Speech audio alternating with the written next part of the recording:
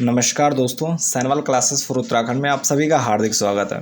दोस्तों, उत्तराखंड की हमारी जो जीके की सीरीज चल रही है जिसमें हम परीक्षा वाणी का अध्ययन कर रहे हैं, तो इसी क्रम में आज हम अध्ययन करने वाले हैं उत्तराखंड का जो तीसरा चैप्टर है, यानी ऐतिहासिक अध्ययन है। उत्तराखंड एक ऐतिहासिक अध्ययन, तो उसके बारे में हम जो आज का हमारा वीडियो लेक्चर का प्रमुख टॉपिक है जिसका नाम है प्रमुख लेख। तो आज हम इसका अध्ययन करने वाले हैं और देखने वाले हैं कि यहाँ से क्या क्या इम्पोर्टेंट है जो परीक्षा वाणी में दिया गया है। तो प्रमुख लेखों की हम बात करें तो लेख का मतलब होता है लिखा हुआ, और ये लिखा हुआ यानी ये जो पुरातात्विक स्रोतों में लेख आते हैं तो ये विभिन्न प्रकार के लेख होते हैं, जैसे शिलालेख, गुहा भित्ति लेख, त्रिशूल लेख, यानी अलग अलग स्थानों पर अलग अलग तरह से लिखे जाते हैं और जिनसे हमें ऐतिहासिक तथ्यों के बारे में जानने में मदद मिलती है। तो कुछ इसी प्रकार के लेख लिखे गए हैं उत्तराखंड के ऐतिहासिक जो तथ्यों से संबंधित, तो उसमें से हमें जो प्राचीन काल के बारे में कुछ जानकारी प्राप्त होती है। तो इसमें हम देखते हैं कि कौन कौन से प्रमुख लेख हैं और कहाँ कहाँ से हमें प्राप्त होते हैं।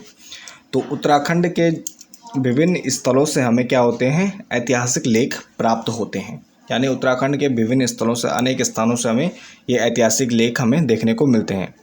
तो शिलालेख प्राप्त स्थल, तो शिलालेख की बात करें यानी शिला पर लिखे हुए लेख, यानी जो पत्थरों पर लेख लिखे गए हैं उनको शिलालेख कहा जाता है।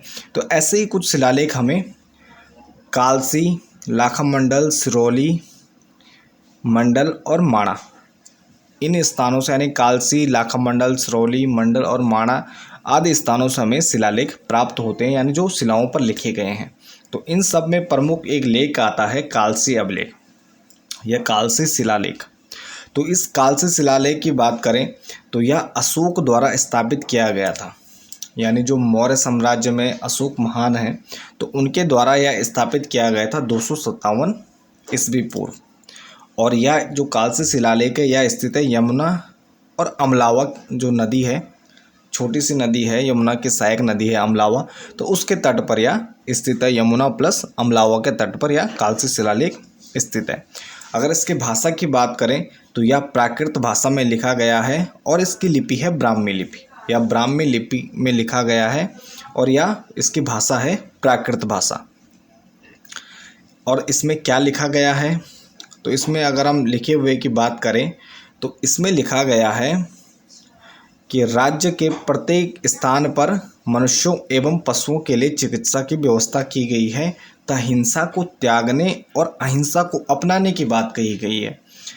अब हम क्या देखते हैं कि जब अशोक कलिंग का युद्ध होता है तो उसके बाद वह हिंसा को त्याग देता है और अहिंसा का रास्ता अपना लेते हैं, यानी बौद्ध धर्म को ग्रहण कर लेता है और अहिंसा अपनाने की बात करता है। तो अशोक द्वारा उसके अहिंसा के प्रचार प्रसार के लिए ऐसे ही कालसी शिलालेख की स्थापना की जाती है, जिसमें लिखा गया है कि राज्य में प्रत्येक स्थान पर, यानी जो उसका राज्य है उसके प्रत्येक स्थान पर मनुष्यों एवं पशुओं के लिए चिकित्सा की व्यवस्था की गई है और इसके साथ ही हिंसा को त्यागने और अहिंसा को अपनाने की बात कही गई है। और इसमें सबसे जो हमें ध्यान रखना है, इसमें जो यहाँ के निवासी हैं उनके लिए पुलिंद शब्द का प्रयोग किया गया है, यानी पुलिंद कहा गया है। और इस क्षेत्र के लिए कि जहाँ के वो निवासी हैं, इस क्षेत्र के लिए अपरांत कहा गया है। तो यानी यहाँ के निवासियों के लिए पुलिंद और इस क्षेत्र के लिए अपरांत शब्द का प्रयोग किया गया है।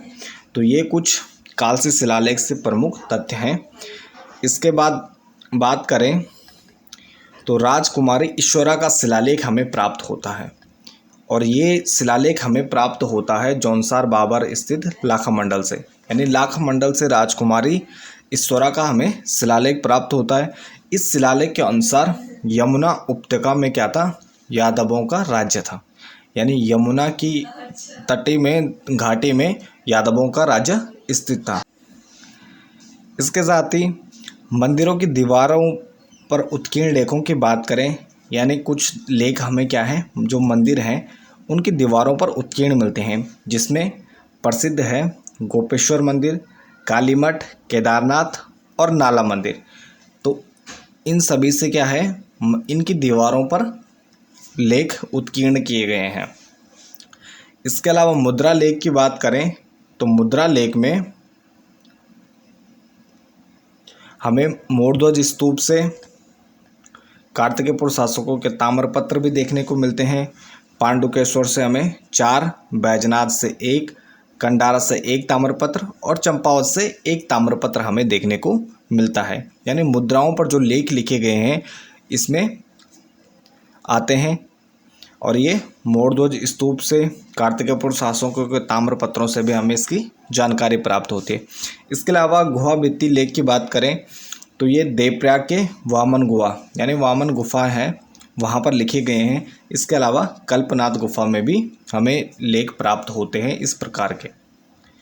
इसके अलावा कुछ ईंट लेख भी प्राप्त होते हैं यहाँ से।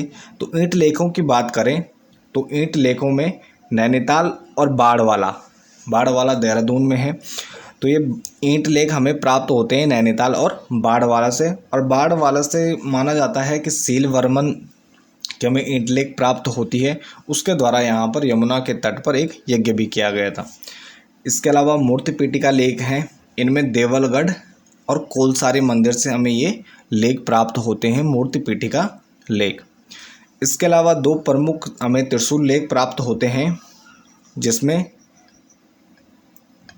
गोपेश्वर का और बाराहाट यानी उत्तरकाशी और चमोली से गोपेश्वर से और दूसरा बाराहाट से उत्तरकाशी से हमें 2 त्रिशूल लेख हमें प्राप्त होते हैं, जिनमें त्रिशूल पर लेख लिखे गए हैं। और इस त्रिशूल लेख की हम बात करें तो गोपेश्वर की बात करें, जो रुद्र शिव का मंदिर है यानी शिव को समर्पित है, तो यहाँ से नागपति नाग यानी 6वीं 7वीं सदी का और अशोक चल 12वीं सदी के, तो यहाँ पर 2 लेख हमें प्राप्त होते हैं गोपेश्वर से। और ये रुद्र शिव का मंदिर है जहाँ नागपति नाग और अशोक चल के लेख हमें प्राप्त होते हैं। इसके अलावा जो कुषाणकालीन मुद्राएं हैं जिन पर लेख लिखे गए हैं, ये प्रथम और द्वितीय सदी से संबंधित है, यानी पहली और दूसरी सदी से संबंधित है कुषाणकालीन मुद्राएं। इन पर हमें लेख प्राप्त होते हैं, जिनसे हमें कुछ ऐतिहासिक तथ्यों की जानकारी प्राप्त होती है। इसमें जो कुषाणकालीन मुद्राएं व मुनि की रेती और सुमाड़ी से यानी पौड़ी में, ये अलकनंदा के तट पर स्थित है, तो यहाँ से हमें कुषाणकालीन मुद्राएं प्राप्त होती हैं। जो ये प्राचीन यानी कार्तिकेयपुर के जो प्राचीन ताम्रपत्र हैं, तो इनमें या मुद्रा लेख हैं, तो इनसे हमें कुछ प्रशासनिक इकाइयों के बारे में जानकारी होती है, जिसमें ग्राम, पट्टी, परगना, ये प्रशासन की इकाइयाँ हमें देखने को मिलती हैं।